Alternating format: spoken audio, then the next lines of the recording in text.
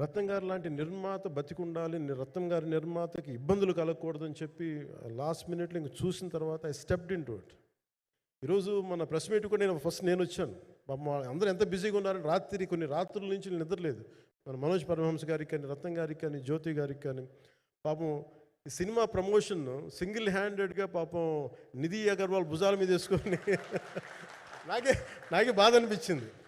పాపం ఒక అమ్మాయి తన కెరీర్ తను చూసుకోవాల్సిన అమ్మాయి కూర్చోబెట్టి నాకే సిగ్గు అనిపించింది. I have to truly appreciate you. అంటే చాలా పాపం అన్నీ వెళ్తా ఉంటే నాకు ఇదేంటి సినిమాని అనాథలా వదిలేశారండి అనిపించింది. సో నాకేమనిపించింది, ఈ సినిమాకి ఎవరు అనాథలా వదలలేదు, నేను ఉన్నానని చెప్పడానికి వచ్చాను ఈ రోజున. కోట్లాది మంది ప్రజలకి అండగా ఉండేవాడిని, దేశంలో ఉండే సమస్యలకి స్పందించేవాడిని. అలాంటిది తెలుగు సినిమాకి, నా సినిమాలకి మీకు తెలుసు గతంలో ఎన్నిసార్లు ఇబ్బందులు పెట్టారు.